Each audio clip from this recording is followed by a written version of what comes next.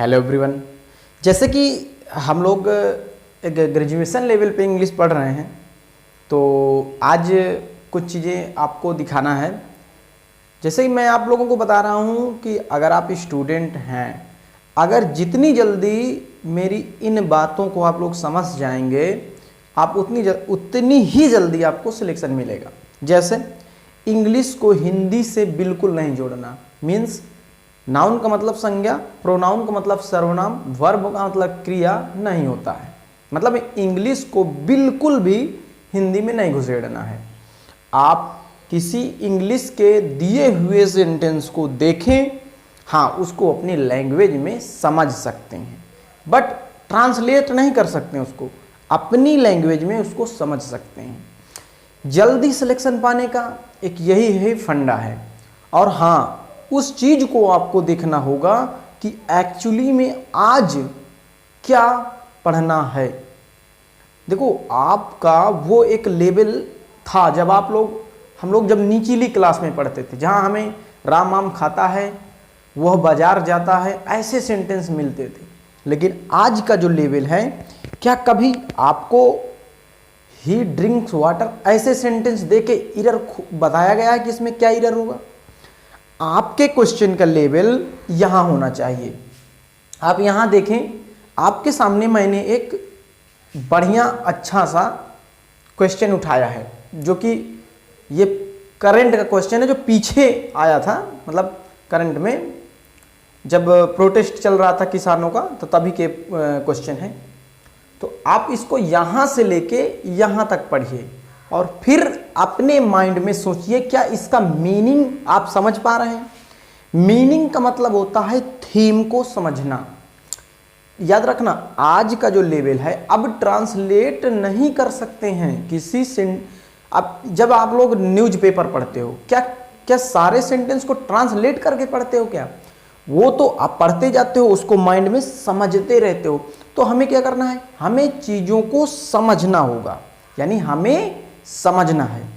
तो आप देखें, यहां पे मैं पढ़ रहा हूं, लिखा है in respect of the farmers protest for over 1 year the government realising its harmful effect in the elections taken steps to call back the 3 controversial laws. बहुत ही गजब का सेंटेंस है, मीनिंग बहुत अच्छे से समझ में आ रही है। आप जितने मुझे देख रहे हो, आप सब इसको पढ़िए और मीनिंग समझ में आ रही कि नहीं, ये बात आप लोगों से। तो आपको यहां पे सारे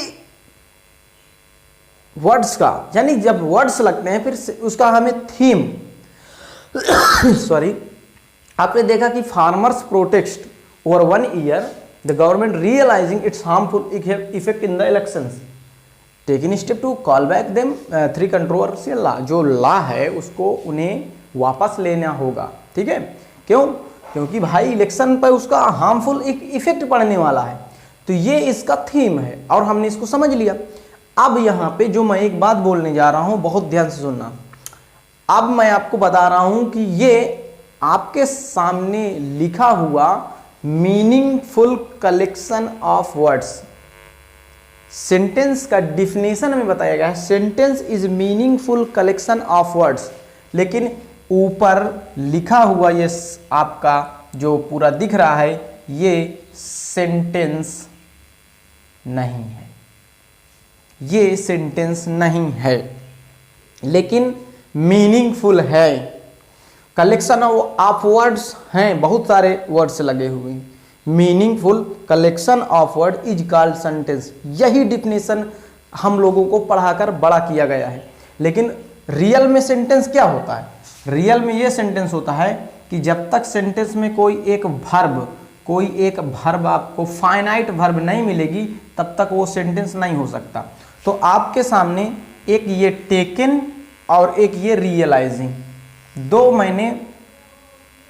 मैंने भर्ब डाला है, जो कि एक को मैंने आईएनजी में और दूसरे को मैंने थर्ड फॉर्म में। क्या कभी आप ऐसे लिखते हो, आई टेकन आई टेकन या आई टू गो या आई रियलाइजिंग। क्या कभी ऐसे सेंटेंस लिखते हो? कभी नहीं लिखते हो भाई। तो ये सेंटेंस नहीं है, लेकिन ये मीनिंगफुल है, कलेक्शन ऑफ वर्ड्स भी हैं, फिर भी ये सेंटेंस नहीं है। और हमें कैसे पढ़ा के बड़ा किया गया है कि sentence is meaningful collection of word. हम मानते हैं भाई ये हमारे छोटे लेवल पे था, आज भी बहुत सारे टीचर्स ऐसे ही पढ़ा रहे हैं कि sentence is meaningful collection of word. वो लोग सेंटेंस की डिफिनेशन दे रहे हैं। क्या आपको ये बात समझ में आ रही है कि लिखा हुआ जो सेंटेंस था वो मीनिंगफुल था, इसमें कलेक्शन ऑफ वर्ड हैं? क्या मैं यहां पे हैज या हैव कर दूं? इनमें से कोई एक मैंने बोल दिया हैज टेकन स्टेप, तो क्या मीनिंग में कोई बदलाव होगा? यहां इज या आर रियलाइजिंग होगा, क्या कोई मीनिंग में कुछ बदलाव हो रहा है? भाई ग्रामेटिकली करेक्ट कर रहा हूं मैं इसको लगा के, मैं इसको लगा के एक सेंटेंस को बना रहा हूं। याद रखना, इसको लगा के मैं ग्रामर का एरर सही कर रहा हूं कि अब ये एक ग्रामर का सेंटेंस हो गया।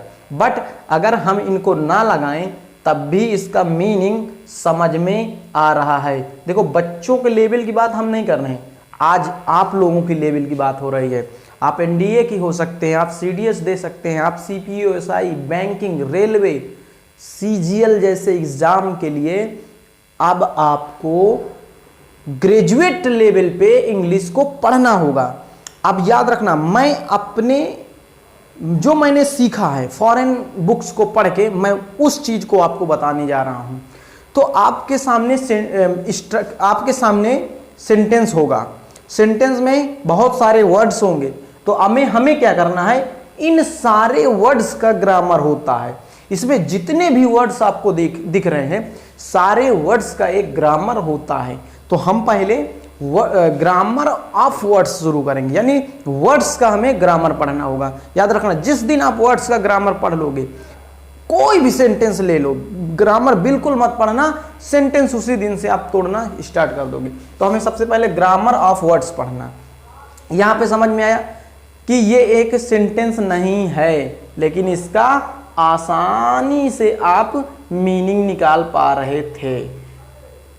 अब देखो, इट्स किसके लिए यहां पे लगा हुआ है? भाई ऐसे तो कुछ एरर नहीं है, लेकिन जब इसको देखा जाएगा तो ये प्रोटेस्ट के लिए लगा है। और आप पढ़ा करते हो ना, हमको पढ़ाया जाता है कि निर्जीव चीज़ों के लिए इट्स लगता है, लेकिन यहाँ पे इट्स नहीं भाई साहब, यहाँ पे दे आर होगा। ठीक, अब मेरे भाई, क्या देयर को लगाने से यहाँ पे कोई इफेक्ट पड़ रहा है, मीनिंग बदल रहा है?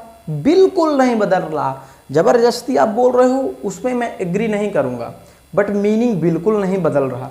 ग्रामेटिकली हम इसको सही कर रहे हैं ना भाई, ग्रामर का जो एरर है उसी को हम सही कर रहे हैं। तो मैं आपको इंसिस्ट जो करने आया हूं वो ये कि आपके क्वेश्चन के लेवल यहाँ होना चाहिए और आपको आज ग्रेजुएट लेवल पे चीज़ें बताई जानी चाहिए। भाई साहब, एक बात आप लोग मुझे बताओ, फ्रेज की डिफिनेशन जानकर मैं उस मुझे फ्रेज पूछता है क्या?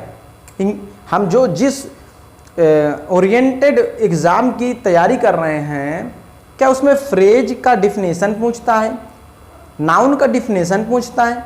यार भाई, वो नाउन का डिफिनेशन, वो फ्रेज का डिफिनेशन जो हमें 10 साल 15 साल से पढ़ाते चले आ रहे हैं टीचर, उन्होंने पढ़ाया है, वो जा चुका है, चुके हैं, ता है, ती है भाई टेंस में।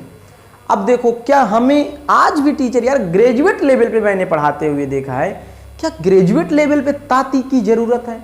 यार आपको सेंटेंस इंग्लिश टू इंग्लिश मिलता है। हम सबको एक बात को याद रखना होगा, हमारी लैंग्वेज जो है वो मदर टंग हमारी हिंदी है। हमें दिए हुए सेंटेंस कंप्रहेंशन जो मिलते हैं उनका भाई साहब ट्रांसलेशन तो नहीं हो सकता। अब ऐसे सेंटेंस का ट्रांसलेशन कभी नहीं होता है। इन सेंटेंसेस को सिर्फ और सिर्फ अपने दिमाग में इनकी थीम को समझना होता है। तो थीम को अपनी लैंग्वेज में हम समझ लेंगे। लेकिन अब आप सोचो कि मैं प्रोनाउन का मतलब सर्वनाम बताऊं, नाउन का मतलब संज्ञा बताऊं, वर्ब का मतलब क्रिया बताऊं, तो आप कहीं ना कहीं मैं आपको बहुत गलत बता रहा हूं। अकॉर्डिंग टू मी अगर मैं अपनी बताऊं तो बहुत सारे टीचर इन चीज़ों पे बच्चे को उलझा के लगते हैं। बेचारा 1-1.5 साल उसको ये ग्रामर पढ़ाते हैं और वो एग्ज़ाम देने जाता है, फिर उसको मिलता है क्लोज टेस्ट कंप्रहेंशन पैसेज। बेचारा पढ़ के गया था नाउन की डिफिनीशन, मेरा सर दर्द करने लगता है। मैं देखता हूं टीचर को, नाउन कंफर्म नहीं रहोगे कि नाउन से क्वेश्चन आएगा ही आएगा, बट टीचर पढ़ाता है नाउन को 15 से 1 महीने ले जाता है। हे भगवान, कुछ तो शर्म करो, लेवल को बढ़ाओ, इनरिच करो, बच्चों प्लस अपने लेवल को बढ़ाओ।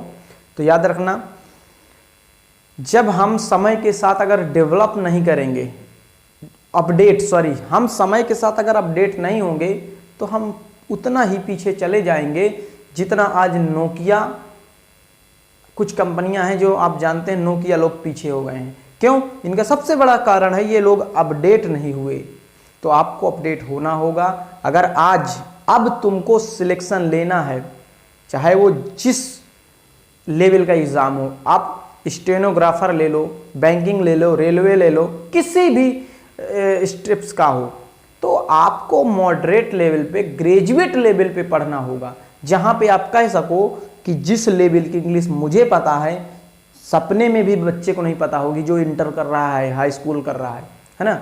लेकिन हमें अभी जो पढ़ाया जाता है वो तो हम भी जानते हैं, इंटर का बच्चा भी जानता है। भाई एक्टिव से पैसिव बनाना मैं जानता हूँ, डायरेक्ट इनडायरेक्ट बनाना मैं जानता हूँ, सेम वो बच्चा जानता है। व्याकरण की जो नाउन की definition, noun is the name of any person place or thing, मैं जानता हूँ, वो भी जानता है। 5 नाउन मैं जानता हूँ, 5 नाउन वो जानता है, 2-4 नाउन मैं ज़्यादा जानता हूँ, वो मुझसे कम जानता है। लेकिन डिफरेंट तो सेम है ना। क्या मैथ का लेवल जो तुम्हारा है, क्या वही लेवल उस बच्चे का है? आप बोलोगे सर्टेन नॉट, बिल्कुल नहीं यार, हमारा जो मैथ का लेवल है उस बच्चे से कई गुना ऊपर है। तो इंग्लिश में ये चीज़ तुम क्यों नहीं खोजते हो? मैं इस चीज़ को बताने आया हूँ। अगर आप मेरे चैनल पे नए हैं तो प्लीज़ सपोर्ट कर दीजिए, से सब्सक्राइब कर लीजिएगा। पर डे की वीडियो आपको कुछ ना कुछ नया ज्ञान देगी। तो मिलता हूँ मैं नेक्स्ट वीडियो में, तब तक के लिए जय हिंद।